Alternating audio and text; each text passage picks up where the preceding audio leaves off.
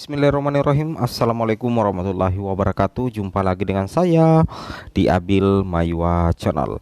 Jadi teman-teman, channel ini merupakan channel pendidikan tempat kita berbagi tentang aplikasi pendidikan Microsoft Office serta tips dan triks komputer. Jadi pada video kali ini Bapak Ibu ya, kembali lagi admin akan mencoba mengupdate informasi terbaru ya terkait kondisi terkini P2 P3 notif TP perihal peluang lolos menjadi ASN P3K guru di tahun 2023. Tapi sebelum kita lanjut, bagi rekan-rekan guru yang baru pertama kali mampir di channel ini, jangan lupa tekan tombol subscribe dan aktifkan lonceng notifikasinya agar setiap hari Bapak Ibu bisa mendapatkan update informasi terbaru seputar P3K guru. Baik, berikut kami akan sajikan kondisi terkini untuk P2 dan P3 notif TP perihal peluang lolos menjadi ASN P3K guru di tahun 2023. Langsung saja Bapak Ibu kita to the point ke informasinya. Di sini kabar terbaru kami dapatkan dari FGPPNS ya, setelah berdialog dengan Prof Nunuk selaku Dirjen GTK. Di sini dikatakan bahwasanya menurut Ibu Nunuk yang P3 status TP berarti itu dikatakan tidak lulus ya. Ingat ya, jadi kalau misalkan Bapak Ibu itu adalah P2 ataupun P3 kemudian Bapak Ibu statusnya TP, berarti Bapak Ibu dianggap tidak lulus. Nah, kenapa dikatakan tidak lulus? Karena memang Bapak Ibu itu yang P2 dan P3 itu tidak lulus passing grade ya. Nah, di sini dikatakan jika P1 ada nilai ambang batas yang bisa menjadi ada indikator passing grade sebagai patokannya. Nah, jadi jika P1 yang sudah PG berarti otomatis tidak dites lagi, tinggal menunggu penempatan saja. Nah, jadi seperti itu ya. Itu yang menjadi perbedaan yang sangat mendasar antara pelamar prioritas 1 dengan pelamar prioritas 2 dan pelamar prioritas 3 Bapak Ibu ya. Jadi kalau P3 ataupun P2 ketika Bapak Ibu mendapatkan notif TP berarti Bapak Ibu itu dianggap tidak lulus ya. Tetapi kalau Bapak Ibu adalah P1 dan tidak mendapatkan penempatan, maka Bapak Ibu itu ada indikator passing grade-nya dan hal itu tentunya akan menjadi patokan ke depannya. Jadi khusus P1 yang sudah PG berarti otomatis tidak dites lagi, tinggal menunggu penempatan saja. Nah, seperti itu logikanya untuk pelamar prioritas 2 dan pelamar prioritas 3 terkait kondisi terkininya Bapak Ibu ya.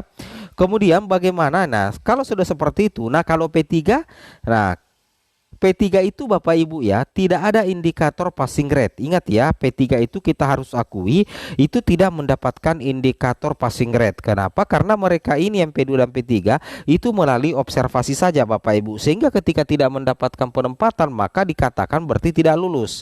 Nah, karena P3 dan P2 itu tidak ada indikator passing grade. Jadi otomatis menurut Ibu Nunuk itu belum ada kepastian untuk observasi lagi atau gimana kebijakan pemerintah selanjutnya. Yang pasti semoga yang terbaiklah untuk teman-teman guru hebat, amin. Nah, ini untuk perkembangan informasinya seperti ini dulu Bapak Ibu ya. Jadi untuk P2 dan P3 itu belum ada kepastian apakah nantinya diobservasi lagi atau bagaimana perkembangannya, tergantung kebijakan terbaru dari pemerintah. Kenapa? Karena P2 dan P3 tidak seperti dengan P1. Kalau P1 itu ada indikator passing grade yang jadi patokan, sedangkan kalau P3 itu tidak ada indikator passing grade karena mereka ini itu tidak dites kompetensi tetapi melalui observasi saja. Jadi ketika mendapatkan status TP berarti P2 dan P3 itu langsung dikatakan tidak lulus. Seperti itu Bapak Ibu ya. Itu yang wajib Bapak Ibu pahami dan Bapak Ibu cermati. Kemudian kita lanjut lagi rekan-rekan sekalian. Nah, di sini kita lihat ya beberapa poin perjuangan dari FGPPNS di sini menyinggung P2 dan P3 Bapak Ibu.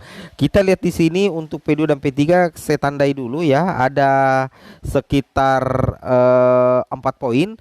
poin pertama untuk P2 dan P3 adalah menyelesaikan permasalahan-permasalahan P2 dan P3 yang TP atau tempat penempatan. Nah, ini sudah dikomunikasikan antara FG PPNS dengan Kemendikbud. Mudah-mudahan kedepannya Bapak Ibu ya ada penyelesaiannya.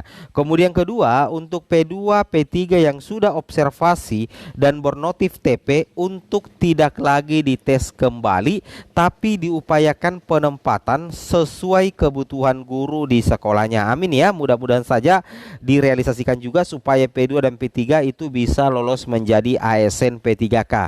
Kemudian untuk P2 dan P3 yang belum observasi untuk dimasukkan ke dalam seleksi 2023. Nah, tentu saja ya kalau misalkan P2 P3 yang memang belum observasi, berarti sebenarnya wajib observasi Bapak Ibu ya di seleksi P3K Guru 2023 kalau regulasinya masih sama seperti P3K Guru tahun 2022. Nah, seperti itu Bapak Ibu ya. Kemudian memohon regulasi Permenpan RB 2023 untuk mengutamakan penyelesaian pengangkatan P1, P2, P3 yang sudah terdata dan terkunci di database Kemendikbudristek. Nah, inilah 4 poin khusus Bapak Ibu ya yang diperjuangkan oleh FG PPNS untuk pelamar prioritas 2 dan 3 kepada Kemendikbudristek. Kita tunggu saja hasilnya. Mudah-mudahan saja direalisasikan sehingga P2 dan P3 itu bisa mendapat kemudahan juga untuk bisa dituntaskan menjadi ASN P3K di P3K Guru tahun 2023 pastinya Bapak Ibu ya, seperti itu. Nah, kemudian kita lanjut lagi Bapak Ibu guru yang terhormat. Di sini kita lanjut di sini. Prof Nunuk sempat mengatakan bahwa P1 yang gagal diangkat tahun ini itu masih peluang besar ya, masih punya peluang besar untuk ikut seleksi P3K Guru 2023. Bahkan Prof Nunuk memastikan pelaksanaan tesnya tidak lama lagi dan akan digelar dan jadwalnya ada di Panitia Nasional atau Panselnas. Sebanyak 3.043 yang dibatalkan penempatannya bisa ikut seleksi P3K 2023 yang sebentar lagi digelar. Wow, mantap sekali ya. Mudah-mudahan saja P1, P2, P3 itu bisa tuntas di P3K Guru tahun 2023. Yang mana kita lihat di sini Bapak Ibu ya. Yang mana kita lihat di sini untuk tahun 2023 Bapak Ibu Kemendikbudristek telah menghitung kebutuhan guru itu sebesar 662.919 guru P3K. Yang mana di sini kami mendorong pemerintah daerah untuk mengajukan formasi guru sebesar 100% kebutuhan. Anggaran gaji dan tunjangan yang melekat pada guru P3K telah menjadi bagian dari transfer daerah. Jadi ada 3 poin penting ya Bapak Ibu. Misalkan di sini jika pemerintah daerah tidak mengajukan formasi sesuai dengan kebutuhan, maka pemerintah pusat yang akan melengkapi jumlah formasi guru P3K ya. Jadi misalkan ada daerah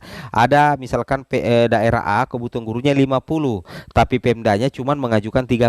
Nah, nantinya untuk mengatasi hal ini, pemerintah pusat yang akan melengkapi sisa formasi yang tidak diajukan oleh Pemda tersebut, sehingga mau tidak mau sebaiknya Pemda mengajukan saja formasi sesuai dengan kebutuhan yang ada di daerahnya masing-masing. Kemudian yang kedua adalah Undang-Undang APBN dan Peraturan Menteri Keuangan mengatur bahwa anggaran gaji dan tunjangan melekat bagi P3K itu tidak bisa digunakan untuk hal lain Bapak Ibu ya. Kemudian DAU untuk gaji P3K ditransfer setelah pemerintah daerah melakukan pengangkatan. Wow, jadi semakin ya. Jadi ini adalah 3 paket kebijakan dari Mas Menteri Nadiem yang akan diterapkan di P3K Guru 2023 dan tentunya ini sudah mendapatkan restu dari Presiden. Semoga video yang bermanfaat. Assalamualaikum warahmatullahi wabarakatuh.